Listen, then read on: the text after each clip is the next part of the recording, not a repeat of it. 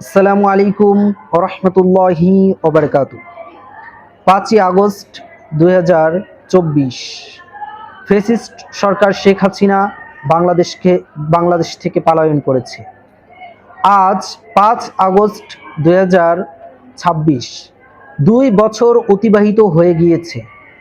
এই 2 বছরে যারা বাংলাদেশ পরিচালনা করেছে তাদের কাছে আমাদের প্রত্যাশা কতটুকু ছিল এবং তারা আমাদের প্রত্যাশা কতটুকু পূরণ করতে পেরেছে আমরা সেটাই দেখব।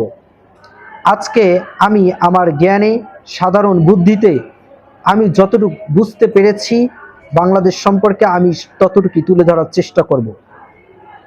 দেখেন, বাংলাদেশের অন্তর্বর্তী সরকার ডক্টর ইউনূস সাহেব তিনি 8 আগস্ট 2024 ক্ষমতা নিয়েছেন।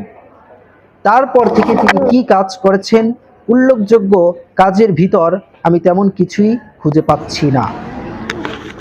দুঃখ ভারাক্রান্তভাবে বলতে হচ্ছে, তিনি আমাদেরকে একটা গোলামি চুক্তির ভিতর রেখে গিয়েছেন। তিনি আমাদের দেশে যুক্তরাষ্ট্রের অনুপ্রবেশ ঘটিয়েছেন। এই যে দেখেন, যুক্তরাষ্ট্রের মানব অধিকার সংস্থা, এইটা যখন ফিলিস্তিনে মানুষদেরকে হত্যা করা হয়, নির্বিচারে হত্যা করা হয়, তখন এই মানব অধিকার সংস্থা কোনো কাজে আসে না। 2 নম্বরে হচ্ছে আমেরিকার সাথে গোলামি চুক্তি। এই গোলামি চুক্তির ভিতর কি রয়েছে? বাংলাদেশের পণ্যে 19% শুল্ক এবং কিছু পণ্যে 0 শুল্ক, এবং অন্যদিকে আমেরিকার জন্য রয়েছে আমাদের বাজার খুলে দিতে হবে, জ্বালানি দ্রব্য তাদের থেকে ক্রয় করতে হবে, যুদ্ধ সামগ্রী তাদের থেকে ক্রয় করতে হবে, কৃষি পণ্য তাদের থেকে ক্রয় করতে হবে, এবং নির্ধারিত পরিমাণও রয়েছে। এবং সামরিক খাতে আমরা যদি বা জ্বালানি খাতে যদি অন্য কারো কাছ থেকে কোনো প্রকার লেনদেন করতে যাই, তখন হচ্ছে আমেরিকার অনুমতি আমাদেরকে নিতে হবে। এটা একতরফা গোলামি চুক্তির মতোই। তো তার কাছে আমাদের যে প্রত্যাশা ছিল সেই প্রত্যাশা তিনি কোনোভাবেই পূরণ করতে পারেননি। প্রায় 1 বছর 6 মাস তিনি শাসন করেছেন এর ভিতর। যাই হোক, তারপরে সরকার পরিবর্তন হয়েছে, বিএনপি সরকার চলে এসেছে। এখন আমি অর্থনৈতিক খাতের কথা বলতেছি। IMF এর একটা অর্থনৈতিক মূল্যায়নে 2025-এ দেখা গিয়েছে যে বাংলাদেশের আয় 3.7 কমেছে, 3.7% কমেছে, এবং বাংলাদেশের ব্যাংকিং খাত, রাজস্ব আয় ও বিনিয়োগ সমস্যার ভিতর এখনো বিদ্যমান।